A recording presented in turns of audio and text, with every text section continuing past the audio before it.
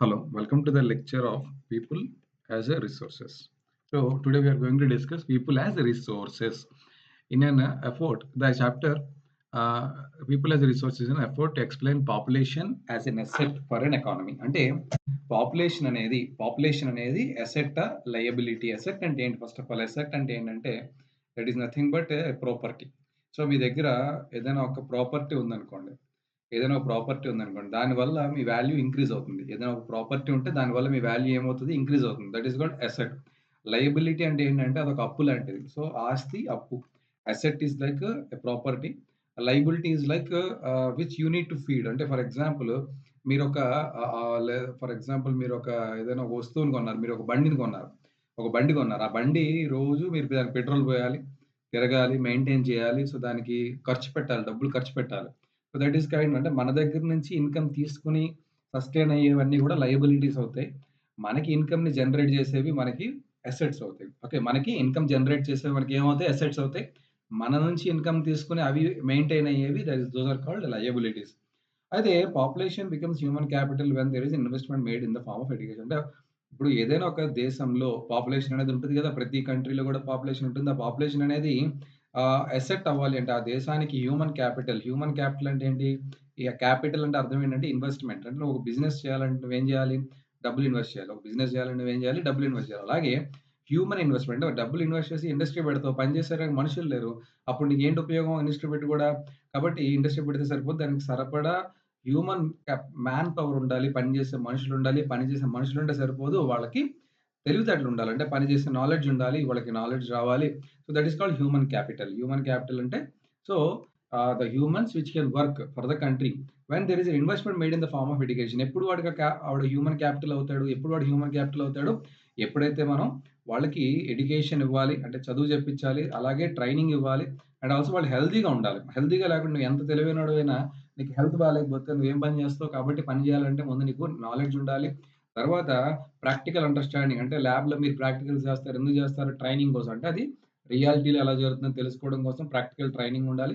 At the same time మీరు మెడికల్‌గా హెల్తీగా ఉన్నప్పుడే మీరు అన్ని పనులు చేయగలుగుతారు. In fact human capital is a stock of skill, productive knowledge embodied in them.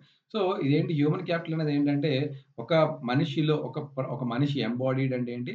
ఒక మనిషిలో ఎంబెడ్ చేసాము ఈ నాలెడ్జ్‌ని, ప్రొడక్టివ్ నాలెడ్జ్‌ని in the is the stock of skill. అదొక స్కిల్ అంటే ఒక మనిషికి స్కిల్‌ని, ఒక ప్రొడక్టివ్ నాలెడ్జ్‌ని ఎంబాడీ చేస్తే దాన్ని హ్యూమన్ క్యాపిటల్ అంటారు. ఒక మనిషిలో స్కిల్ అంటే ఏంటి? చేయగలిగే కెపాసిటీ, చేయగలిగే ఒక స్ట్రెంగ్త్. మరి ప్రొడక్టివ్ నాలెడ్జ్ అంటే ఏంటి? ఒక నీ దగ్గర ఉన్న నాలెడ్జ్ నుంచి నువ్వు దాని నుంచి ఏదైనా తయారు చేయగలిగే తెలివితేటలు రావటం. అంటే దానివల్ల ఏదైనా ప్రొడక్టివ్‌గా ఉండటం. సో, నీ దగ్గర నాలెడ్జ్ ఉంది. కానీ నువ్వు దాన్ని వాడటం తెలీదు. సో, అది ప్రొడక్టివ్ నాలెడ్జ్ కాదు. సో, నీ దగ్గర నాలెడ్జ్ ఉండి దాన్ని నువ్వు వాడి ఏదైనా చేయగలిగితే దట్ ఈస్ కాల్డ్ ప్రొడక్టివ్. ఒక డాక్టర్ ఉన్నాడు. వాడికి వైద్యం చేయడం రాదు. వాడు మెడికేషన్ చేయడం రాదు. కానీ ఎంబీబీఎస్ చేసాడు. వాడు ప్రొడక్టివ్ నాలెడ్జ్ కాదు. వాడి దగ్గర నాలెడ్జే ఉంది.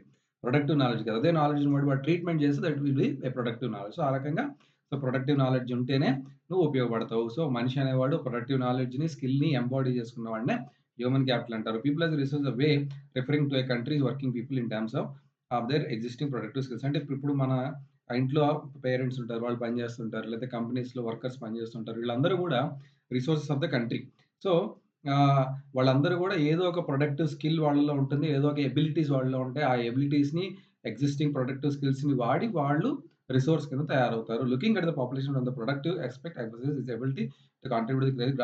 సో, ఇప్పుడు వీళ్ళెప్పుడైతే పని జేస్తారో, అంటే వీళ్ళెప్పుడైతే పని జేస్తారో, ఎప్పుడైతే వీళ్ళు పని జేస్తారో, అప్పుడు మనకి ఈ యొక్క ఏంటి నేషనల్ ప్రొడక్ట్ అంటే మీరు ఒక ప్రొడక్ట్‌ని క్రియేట్ జేస్తారు. పని జేయడం అంటే అర్థం ఏంటి?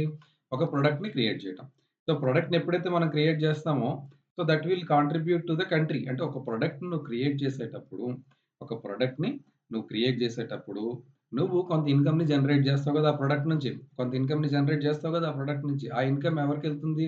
ఒకటి ప్రొడక్ట్ తయారు చేసిన వాడికి, అలాగే కంట్రీకి గూడా టాక్సెస్ రూపంలో కొంత ఇన్‌కమ్ అనేది కంట్రీకి గూడా వస్తుంది. ఈ రకంగా ఏదైనా నీకు ఎబిలిటీ ఉండి ఒక ప్రొడక్ట్ తయారు చేయగలిగితే దానివల్ల గ్రాస్ నేషనల్ ప్రొడక్ట్ అనేది పెరుగుతుంది. సో, గ్రాస్ నేషనల్ ప్రొడక్ట్ అంటే నేషనల్‌గా మనం ప్రొడ్యూస్ చేసే ప్రొడక్ట్ వాల్యూ పెరుగుతుంది. దానివల్ల గవర్నమెంట్‌కి ఇన్‌కమ్ పెరుగుతుంది. కంట్రీ గూడా స్ట్రాంగ్ అవుతుంది. Like other countries population also is a resource. So, మ లైక్ అదర్ రిసోర్సెస్ పాపులేషన్ అంటే మనం ఒక పని చేయాలంటే ఫర్ ఎగ్జాంపుల్ మీరు ఇల్లు కట్టుకోవాలి. మీరు ఇల్లు కట్టుకోవాలంటే మీకు ఏం గావాలి? మెటీరియల్ గావాలి, సిమెంట్ గావాలి, లేతే ఇంకేవేవో వస్తువులు కావాలి. దాంతో పాటు కట్టే మనిషి గూడా గావాలి గదా! ఇవన్నీ ఉంటే సరిపోవు వాటంతట అవే కట్టేసుకుంటాయా ఇల్లు? కాదు గదా! So, human resource like other resources. So, ఏవైతే మిగతా రిసోర్సెస్ ఉన్నాయో మెటీరియల్ రిసోర్సెస్ ఉన్నాయి. కానీ అలాగే population human beings are also a resource. వాళ్ళు కూడా రిసోర్స్ లాంటి వాళ్ళే. వాళ్ళే హ్యూమన్ రిసోర్స్ అంటాము.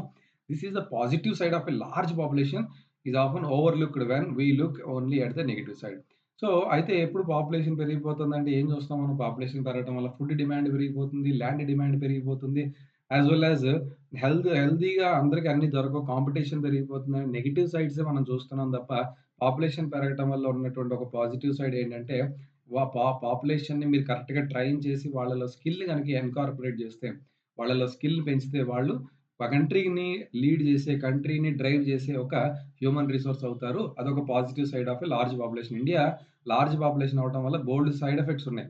దాంతో పాటు నెగెటివ్ సైడ్స్ ఉన్నాయి. దాంతో పాటు ఉన్న ఏకైక పాజిటివ్ సైడ్ ఏంటంటే, మన దగ్గర ఏ కంట్రీ దగ్గర లేనంత వర్క్ ఫోర్స్ ఉంది. అంతమంది వర్క్ చేయడానికి యూత్ ఉన్నారు. So, that is the positive side of the huge population in India. So, వీళ్ళకి నెగెటివ్ సైడు ప్రొవైడింగ్ పాపులేషన్ చెప్పాను కదా! ఫుడ్ ప్రొవైడ్ చేయడం కష్టం ఎంత పాపులేషన్‌కి. Education proper quality education provide చేయడం అవ్వదు. ఇప్పుడు ఈ రోజుల్లో స్కూల్స్ ఉన్నాయి. ఎన్ని స్కూల్స్‌లో క్వాలిటేటివ్ ఎడ్యుకేషన్ ప్రొవైడ్ చేస్తున్నారు. అలాగే యాక్సెస్ టు హెల్త్ ఫెసిలిటీ చాలా ఏమంటారు దాన్ని కాస్ట్‌లీ అయిపోతుంది. ఎందుకంటే పాపులేషన్ పెరిగిపోయారు. సో, డాక్టర్స్ తక్కువుంటారు. సో, దానివల్ల ఏమవుతుంది మనకి పాపులేషన్ పెరిగిపోవటం వల్ల సో, ఎప్పుడైతే ఈ పాపులేషన్ బాగా పెరిగిపోతుందో, మీకు డాక్టర్స్ దగ్గర మీకు క్రౌడ్ పెరిగిపోతుంది. దానివల్ల డాక్టర్స్ యొక్క ఫీస్ పెరిగిపోతుంది. మెడికల్ ఫెసిలిటీస్ అందరికీ సమానంగా అందవు.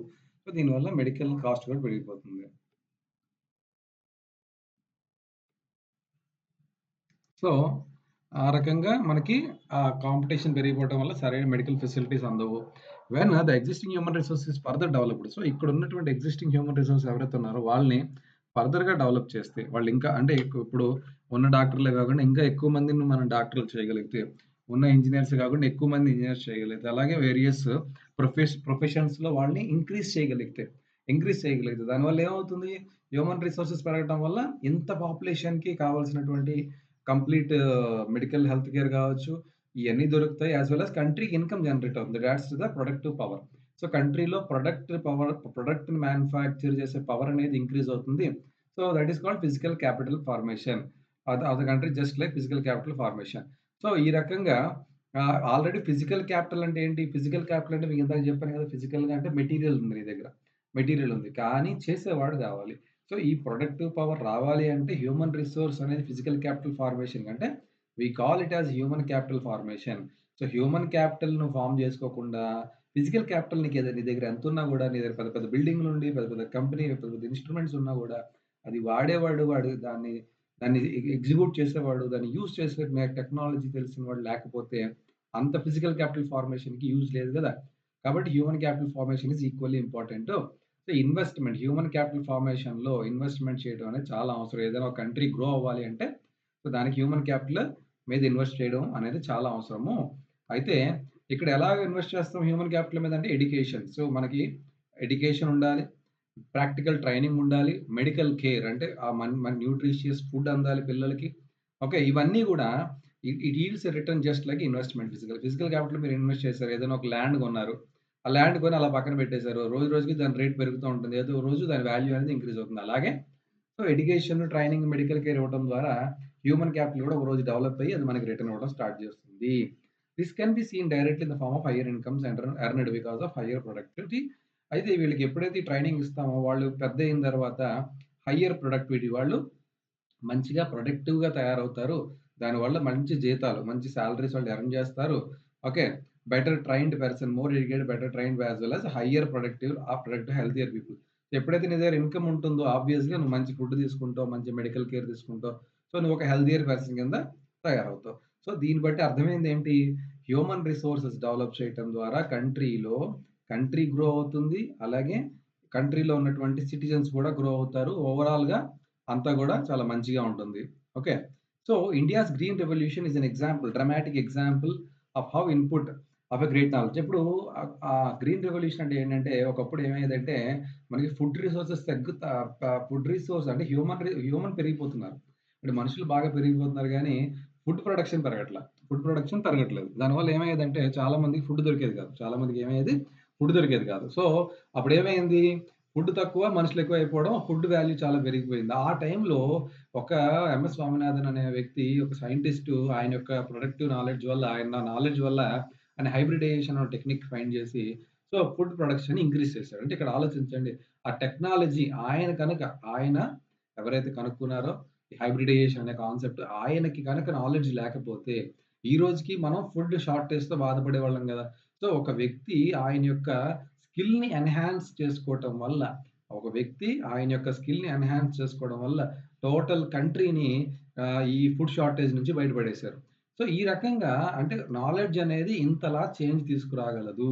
So, great knowledge in the form of improved production technology can rapidly increase the productivity. ఆయన తీసుకొచ్చినటువంటి చేంజెస్ వల్ల ఫుడ్ ప్రొడక్షన్ పెరిగి, సో, తక్కువ ల్యాండ్‌లో మీరు సాగు చేసిన అంటే తక్కువ ల్యాండ్‌లో మీరు ఫీల్డ్ ఏమంటారు దాన్ని ఫార్మింగ్ చేసినా కూడా హ్యూజ్ ప్రొడక్టివిటీ రావడం ద్వారా చాలా మందికి ఫుడ్ అనేది అవైలబుల్‌లోకి వచ్చింది. ఇండియాస్ ఐటీ రివల్యూషన్ అది గ్రీన్ రెవల్యూషన్ ఒకటి. అలాగే ఇండియాస్ ఐటీ రివల్యూషన్.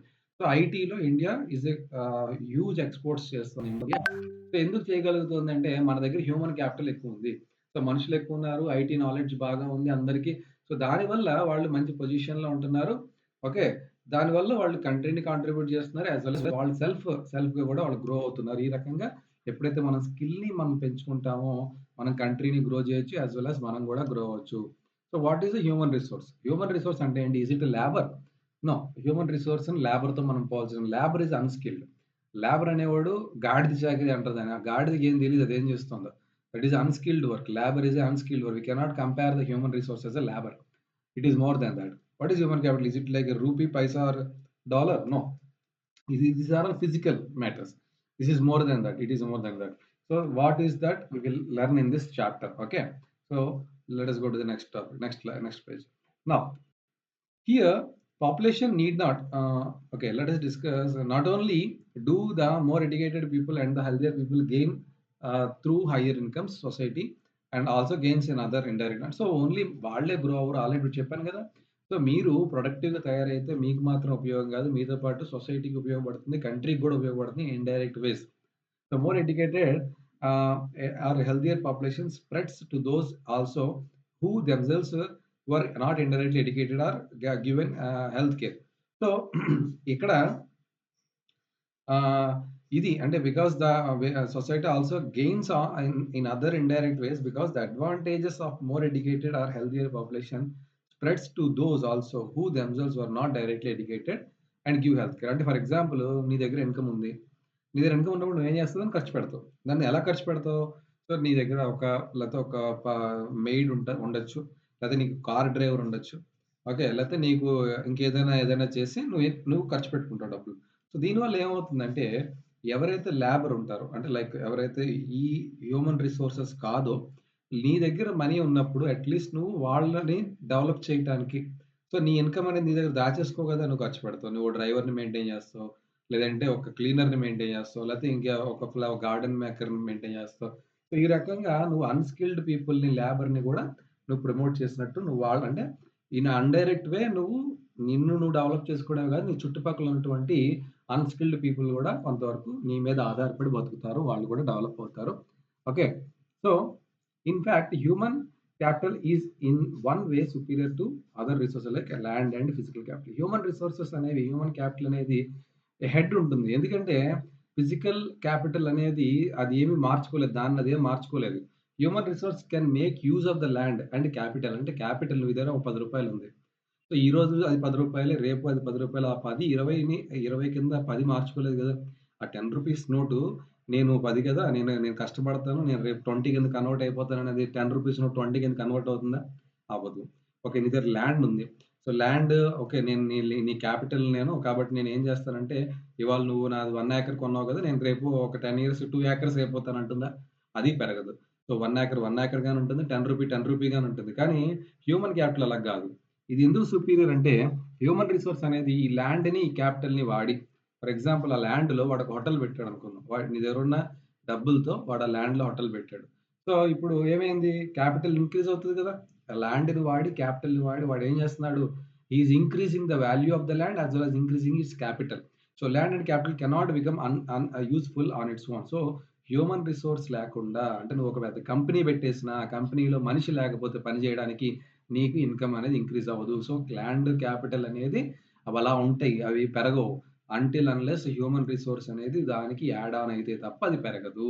కాబట్టి హ్యూమన్ రిసోర్స్ అనేది more than that. For many decades in India a large population has been considered a liability. So, ఇండియాకి ఇండిపెండెన్స్ వచ్చిన దగ్గర నుంచి స్కిల్ లేకపోవడం వల్ల మన పాపులేషన్ అనేది మనకెప్పుడు లయబిలిటీలా ఉండేది. కానీ గ్రాడ్యుయల్‌గా అది అసెట్ కింద కన్వర్ట్ అయిపోయింది. లయబిలిటీ అంటే ఏంటి? మనం దానికి పెట్టడం తప్ప దాని నుంచి మనకు ఉపయోగం లేదు.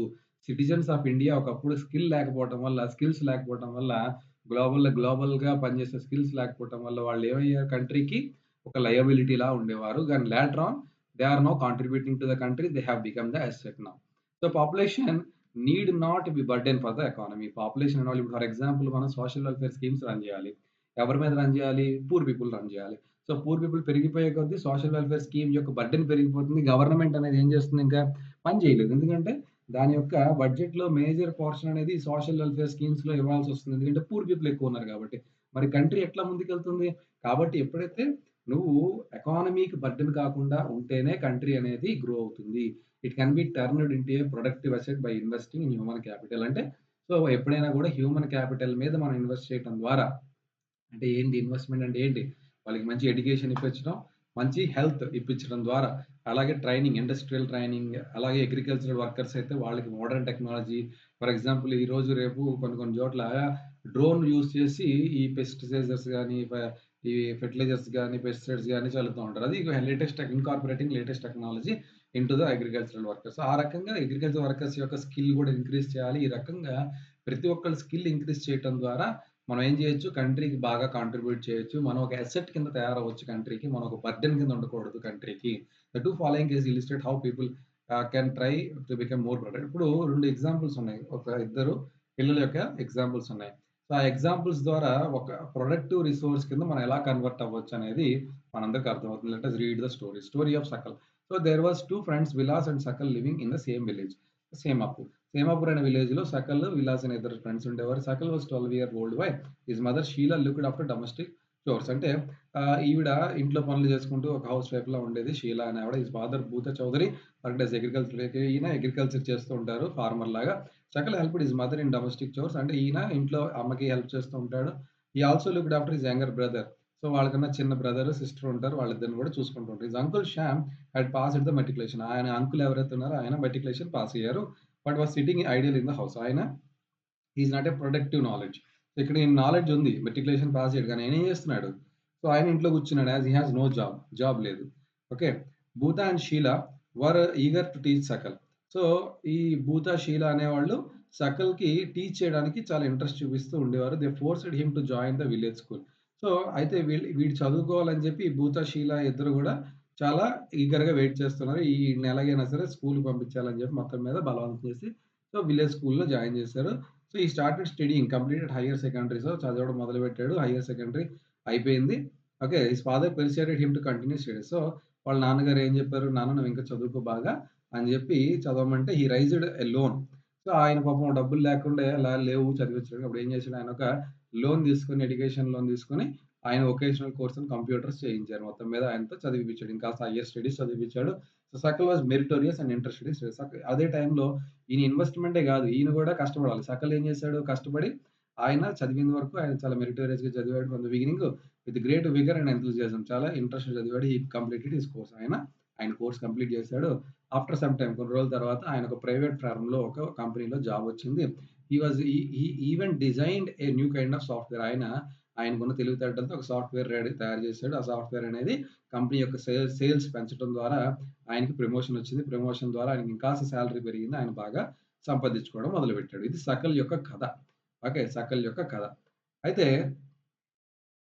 At the same time story of Vilas. Vilas story చూద్దాం.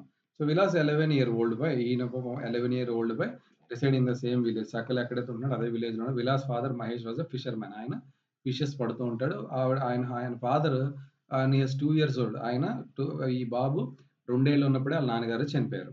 ఓకే. హిస్ మదర్ గీత ఆవిడ గూడా ఫిషెస్ అమ్ముతుంది. ఎందుకంటే అదొక ఫ్యామిలీ ప్రొఫెషన్ గదా! అలా అంతకు మించి ఇంకేం తెలీదు గాబట్టి, సో, ఆవిడ గూడా ఫిషెస్ అమ్ముతూ ఫ్యామిలీని ఫీడ్ చేస్తుంది.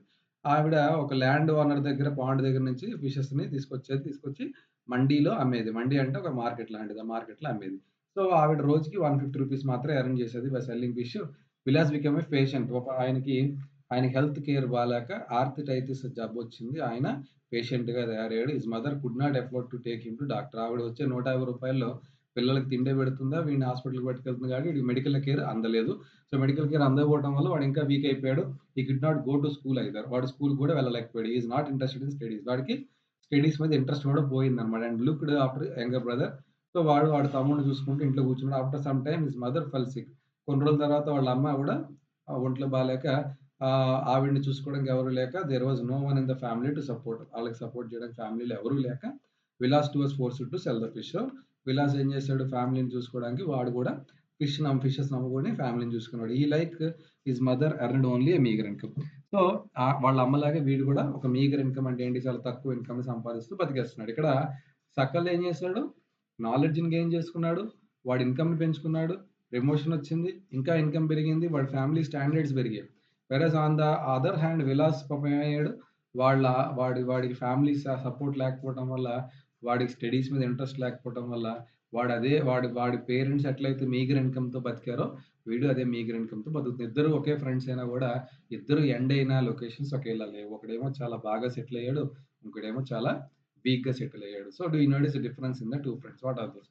నో ఏంటంటే ఆ differences in the 2 cases studies case studies we saw Sakal went to school. First Sakal స్కూల్‌కెళ్ళాడు. విలాస్ స్కూల్‌కెళ్ళలేదు. Sakal was physically strong. Sakal ఫిజికల్‌గా స్ట్రాంగ్‌గా ఉన్నాడు. హెల్తీగా ఉన్నాడు. So, there was no need to వాడికి డాక్టర్ దగ్గరికెళ్ళాల్సిన అవసరం లేదు. విలాస్ అనేవాడు పేషెంట్. కాబట్టి ఆయన డాక్టర్ దగ్గరికెళ్ళలేకపోయాడు డబ్బులు లేకపోవడం వల్ల. Okay. Sakal acquired a degree. Sakal found job in a private firm. While Vilas continued to the same work as the mother did. So, ఈ రకంగా ఒకడేమో బాగా సెటిల్ అయ్యి, ఒకడేమో అదే పాత పని చేసుకుంటూ, అదే తక్కువ డబ్బులతో వాడు వాళ్ళ అమ్మ ఎలాగైతే ఇబ్బంది పడిందో, వీడు అలాగే ఇబ్బంది పడుతూ బతుకుతున్నాడు. ఓకే.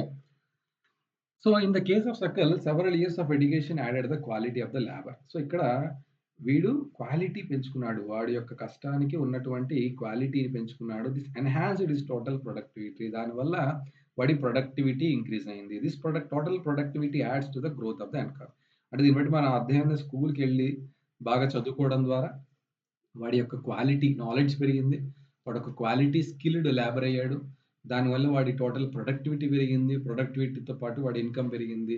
వాడి లైఫ్ బావుంది. వాడి ఎకానమీ పెరిగింది. This in turns pays an individual through salary or in the some other form of his choice. అంటే సో, వాడి జీతం ద్వారానే వాడు బతకచ్చు. లేదా వాడికున్నటువంటి ప్రొడక్టివ్ నాలెడ్జ్ బట్టి కూడా ఓకే. సో, వాడు బతికే అంత స్థాయికి వాడొచ్చాడు. In case of Vilas there could not be any education. వాడికి ఎడ్యుకేషన్ లేదు. హెల్త్ కేర్ లేదు. In the early part of his life వాడికి ఆ 2 లేవు. He spends his life selling fish like his mother. Henceforth he draws the same salary. Unskilled labourer. So, unskilled వాడు skill ఏం లేదు కదా! చేపలు అమ్మడానికి స్కిల్ ఏం కావాలమ్మా? సో, కాబట్టి వాడు వాళ్ళ అమ్మలాగా, నాన్నలాగా వాడు ఎట్లా అయితే వాళ్ళు తక్కువ డబ్బులతో బతుకుతున్నారో అదే సాలరీతో వాడు మళ్ళీ వాడి ఫ్యామిలీని లీడ్ చేయాలి. So, investment in human resource via education and medical care can give high rates of return. So, ఎప్పుడైనా కూడా చదువు మీద మన యొక్క ఆరోగ్యం, పిల్లల ఆరోగ్యం మీద ఇన్వెస్ట్‌మెంట్ చేస్తే గనక దాని నుంచి మనకి ఫ్యూచర్‌లో చాలా మంచి రేట్స్ ఆఫ్ రిటర్న్ వస్తుంది. This investment on people is the same as investment in the land and capital. అంటే మనం ఎలాగైతే ఒక భూమి కొనడానికి ఇంట్రెస్ట్ చూపిస్తామో, లేదా మనం ఒక ఏదైనా డబ్బులు మ్యూచువల్ ఫండ్స్‌లో గాని, లేకపోతే బ్యాంక్స్‌లో ఫిక్స్డ్ డిపాజిట్స్‌లో ఎలాగైతే ఇంట్రెస్ట్ చూపిస్తామో, అలాగే పిల్లల చదువుకి గూడా ఇన్వెస్ట్ చేస్తే, వాళ్ళు బాగా టెక్నికల్‌గా గ్రో అయితే, అది ఇన్ టర్న్ ఫ్యామిలీ గ్రో అవుతుంది, కంట్రీ గ్రో అవుతుంది. A child two with investments made on her education and health can yield high return. అంటే ఒక చిన్న పిల్లాడు గూడా బాగా చదువుకుంటే, వాడు మంచి నాలెడ్జ్‌ని గెయిన్ చేస్తూ, బాగా హెల్తీగా ఉంటే, వాడి ఫ్యూచర్‌లో మంచి ఎర్నింగ్స్ తీసుకొచ్చి, వాడు ఫస్ట్ ఎదుగుతాడు. ఫస్ట్ ఆఫ్ ఆల్ వాడి లైఫ్ బావుంటుంది. వాడి ఫ్యామిలీ బావుంటుంది. అలాగే వాడి కంట్రీకి గూడా కాంట్రిబ్యూట్ చేస్తాడు. Educated parents are found to invest more heavily on education of their child. So ఎవరైతే చదువుకొని సక్సీడ్ అవుతారో తల్లిదండ్రులు, వాళ్ళు డెఫినిట్‌గా పిల్లల్ని కూడా బాగా చదివించాలనుకుంటారు. This is because they have realised. ఎందుకంటే వాళ్ళు ఇప్పుడు ఫర్ ఎగ్జాంపుల్ మైసెల్ఫ్, నేను నా గురించి చెప్తున్నా. I was a very poor, I belong to very poor family. Now I have a standard income, standard life. Okay. I have got this life and all just because of education. Okay. We are very poor family. Now we are a high class family because of the education. So the education will contribute. So I know the power of education. So that in the same way, educated parents will try to educate వాళ్ళు వాళ్ళ పిల్లలకి వాళ్ళు ఎలాగైతే వాళ్ళ స్థాయిని పెంచుకున్నారో education ద్వారా, అలాగే వాళ్ళ పిల్లలు కూడా ఇంకా బాగా ఎదగాలని చెప్పి చదువు చెప్పిస్తారు. They are also conscious of proper nutrition and hygiene. So అలాగే వాళ్ళు మంచి న్యూట్రిషన్‌గా ఫుడ్ పెట్టాలి. మంచి హైజీన్ కండిషన్స్‌లో పిల్లల్ని ఉంచాలని కూడా చూస్తారు. They accordingly look after their children's needs for education at school and good health. So వాళ్ళు ఎప్పటికప్పుడు ఎడ్యుకేషన్ అట్ స్కూల్ దగ్గర పిల్లలకి ఏం రిక్వైర్మెంట్స్ ఉన్నాయి, హెల్త్ పరంగా ఏం రిక్వైర్మెంట్స్ ఉన్నాయి అవన్నీ చూసుకుంటూ ఉంటారు. A virtuous cycle is thus created in the case. So అలాగే ఎవరైతే ఇప్పుడు ఫర్ ఎగ్జాంపుల్ ఎలాగైతే నా తల్లిదండ్రులు నన్ను చూసుకున్నారో, నేను నా పిల్లల్ని చూసుకుంటా, వాడు వాడి పిల్లల్ని చూసుకుంటా. ఈ రకంగా ఇదొక సైక్లిక్‌గా జరుగుతా ఉంటది. In contrast a vicious cycle may be created by disadvantaged parents. ఇప్పుడు ఇది అడ్వాంటేజెస్ సైకిల్. అలాగే చదువు రానివాడు ఉంటాడు. లేదు ఎప్పుడైతే ఫిష్ సెల్లింగ్ మ్యాన్, వాళ్ళ మదరు, ఆవిడ ఏదో ఒకలా కష్టపడి వాడికి స్కూల్‌కి పంపించి, వాడి ఆర్థరైటిస్‌కి ట్రీట్మెంట్ ఇప్పించుంటే, అంటే అది చెయ్యలేదు. వాళ్ళెలా ఆలోచిస్తున్నారు? వీడి బతికింతే. వీడి రాతింతే. సో, అది disadvantaged parents. Whom themselves uneducated. వాళ్ళకి ముందు చదువు రాదు. వాళ్ళు హైజీన్ ఉండదు. వాళ్ళ పిల్లల్ని గూడా అదే డిసడ్వాంటేజ్డ్ స్టేట్‌లో పెడితే that is called vicious cycle. A vicious cycle, A virtuous cycle. So, ఈ రకంగా అంటే ఒక మంచి తెలివైన తల్లిదండ్రులు, చదువుకున్న తల్లిదండ్రులు పిల్లల్ని చదువులో పెట్టాలని ఆలోచించి, వాళ్ళకి proper hygiene, food and education provide చేస్తూ ఉంటే, అన్‌స్కిల్డ్, అన్‌ఎడ్యుకేటెడ్ పీపుల్ అన్‌హైజీనిక్ సిట్యుయేషన్స్‌లో పెట్టి వాళ్ళ పిల్లలకి సరైన చదువు చెప్పించకుండా, వాళ్ళని కూడా అగైన్ వాళ్ళు ఏదైతే డిసడ్వాంటేజ్డ్ స్టేట్‌లో ఉన్నారో, అదే స్టేట్‌లో వాళ్ళని కూడా పుష్ చేస్తున్నారు. So, countries like Japan have invested in human resources. They did not have any natural resource. These countries are developed rich. For example, వరల్డ్‌లో ఇప్పుడు China second most richest country. ఒకప్పుడు జపాన్ ఉండేది. అయితే ఎలాగా ఇంత జపాన్ అనేది అసలు యాక్చువల్లీ మీరు చూసి it's an island having a lot of earthquakes and also they were hit by atomic bombs during the second world war. అయితే మరి ఇప్పుడు జపాన్‌లో నేచురల్ రిసోర్స్ లేదు. నేచురల్ రిసోర్సెస్ చాలా లిమిటెడ్. అది ఇండియా అంత వాస్ట్ నేచురల్ రిసోర్సెస్ లేనప్పటికీ వాళ్ళెట్లా రిచెస్ట్ కంట్రీ అయ్యారు? ఈవెన్ దో వాళ్ళకి అటామిక్ బాంబ్స్ పడిన తర్వాత కూడా వాళ్ళెలా ఎంత రిచెస్ట్ అయ్యారు? ఎందుకంటే because they have invested in human resource. వాళ్ళు హ్యూమన్ రిసోర్సెస్ మీద బాగా ఇన్వెస్ట్ చేయడం ద్వారా ఇండస్ట్రియల్ గ్రోత్ బాగా తెచ్చుకున్నారు. ఇండస్ట్రియల్ గ్రోత్ తెచ్చుకోవడం ద్వారా వాళ్ళ కంట్రీకి ఇన్‌కమ్‌ని బాగా పెంచుకున్నారు. These countries are developed rich. They import in the natural resources needed to the country. ఇప్పుడు వాళ్ళకి స్టీల్ ఉండదు. వాళ్ళు స్టీల్ ఎక్కడి నుంచి ఇంపోర్ట్ చేసుకుంటారంటే మన ఇండియా నుంచి. వాళ్ళు రా స్టీలు వా వాళ్ళు ఇండియా నుంచి ఇంపోర్ట్ చేసుకొని, మళ్ళీ వాళ్ళు కార్లు తయారు చేసి మనకే అమ్ముతారు. అంటే వాడు రూ. 10 మన దగ్గర స్టీల్ కొంటాడు. వాడు మంచి కార్ టొయోటా లాంటి కార్ ఇన్నోవా లాంటి కార్ తయారు చేస్తాడు. ఆడు మనకి మళ్ళీ అదే కార్‌ని ఆ రూ. 10 స్టీల్‌కి బదులు రూ. 100 చేసి అమ్ముతాడు. దాన్ని మనం కొనుక్కుంటాం. ఇన్నోవా కార్ చాలా బావుందని. సో, ఈ రకంగా అంటే you you take one resource from me at a lower rate and again you make a product with your knowledge and you're selling it back to me and you are getting money from me only. అంటే నా దగ్గర రూ. 10 కొన్న వస్తువుతో నువ్వు రూ. 100 వస్తువుని తయారు చేసి, నీ టెక్నికల్ నాలెడ్జ్‌తో నువ్వు మళ్ళీ నాకు అదే అమ్మితే నేను కొనుక్కుంటే నీకు రూ. 90 లాభం.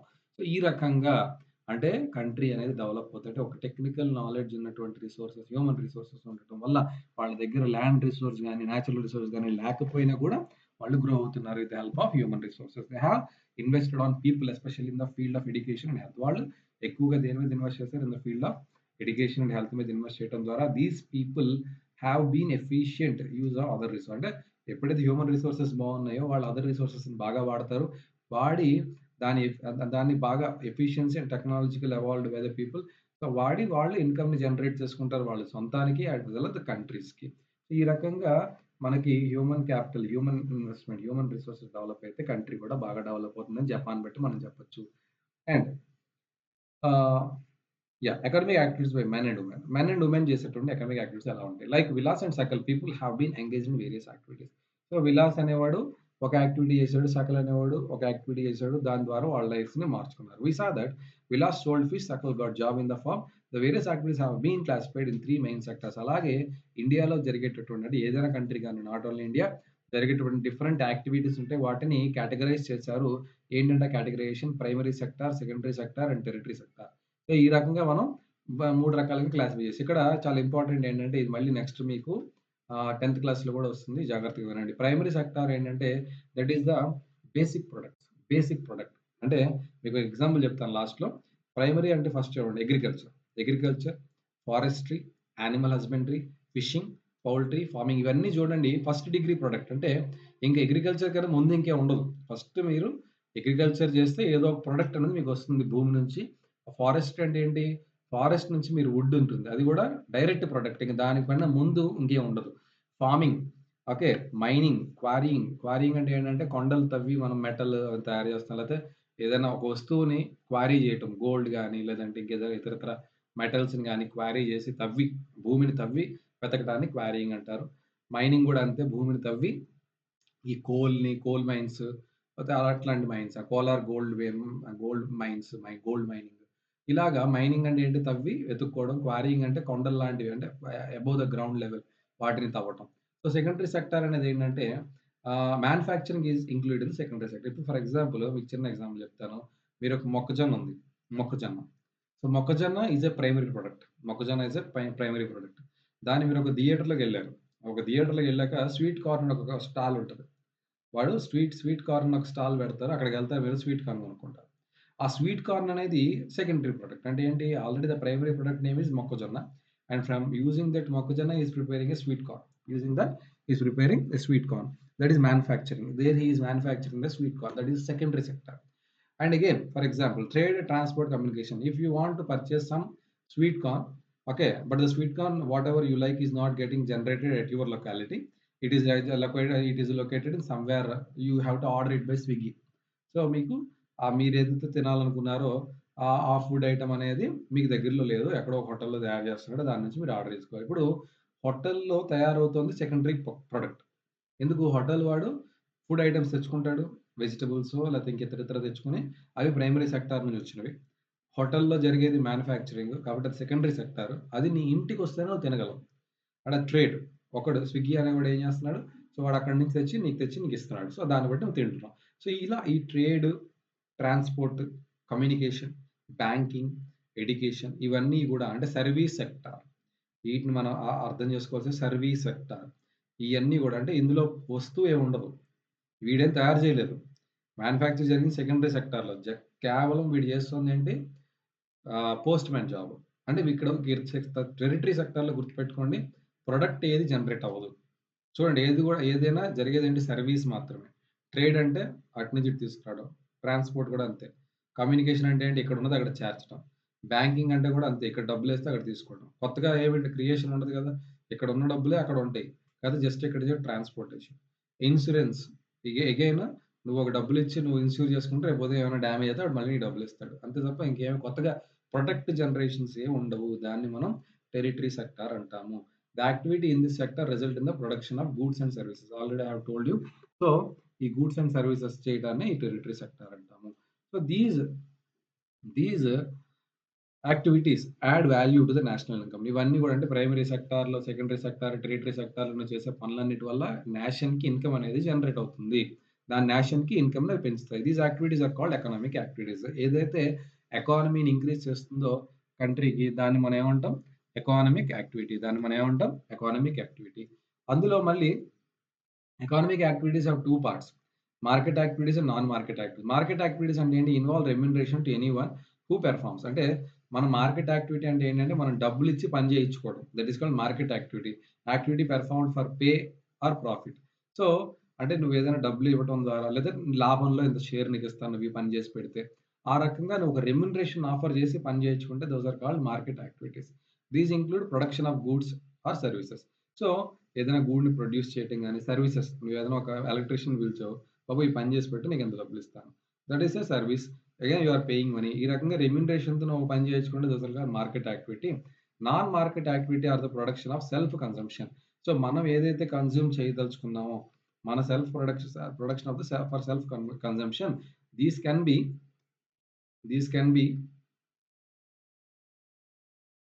These can be this and processing of primary product, own production, own account production of fixed assets.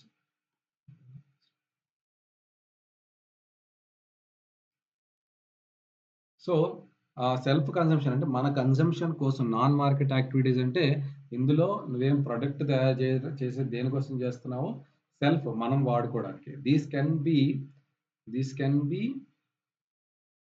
Consumption ఆహ్, these can B consumption and processing of primary product and own account production of fixed assets. అంటే నువ్వు ఏదైనా fixed asset కోసం అంటే నువ్వు దాన్ని నీ దగ్గర ఫర్ ఎగ్జాంపుల్ నువ్వు ఇన్‌కమ్‌ని సృష్టించావు. సపోజ్ ఒక రూ. 100 నువ్వు సృష్టించావు. నువ్వు అది నీ కోసం నువ్వు దాన్ని బిజినెస్‌లో పెట్టకుండా నీ రూ. 100తో ఇంకో 100 క్రియేట్ చేద్దాం అని కాకుండా, ఆ 100 అనేది నీ దగ్గర నీ కోసం ఖర్చు పెట్టుకోవడమో, లేదంటే నీ ఫిక్స్డ్ అసెట్స్‌ని ఇంక్రీజ్ చేసుకోవడానికో, నువ్వు అది వాడితే గనక దాన్ని నాన్ మార్కెట్. అంటే దాని నుంచి నువ్వు మళ్ళీ ఇన్‌కమ్ జనరేషన్ చేయట్లా. Self consumption. నీకు నువ్వు ఇప్పుడు ఫర్ ఎగ్జాంపుల్ నువ్వు రూ. 100 నువ్వు ఒక జీతం సంపాదిస్తావు. దాని నుంచి అంతా నువ్వు ఖర్చు పెట్టావు గదా! కొంత నువ్వు ఇన్వెస్ట్‌మెంట్ చేస్తావు ఫ్యూచర్ కోసం. కొంత నువ్వు ఖర్చు పెట్టుకుంటావు. ఖర్చు పెట్టుకునేది నాన్ మార్కెట్ యాక్టివిటీ. నువ్వు ఇన్వెస్ట్ చేసి దాన్ని మళ్ళీ గ్రో చేద్దాం అనుకుంటావు గదా! That is called marketing activities. ప్రతి మనిషి గూడా మార్కెటింగ్ యాక్టివిటీ చేస్తాడు. నాన్ మార్కెటింగ్ యాక్టివిటీ గూడా చేస్తాడు. దిస్ యాక్టివిటీ గురించి and remaining topic we will discuss in the next session. Thank you so much. If you like the video, kindly share, subscribe, and comment if you want. If you have any doubts, also you can comment. Okay, like, share, and subscribe our video, our channel. Okay, thank you so much.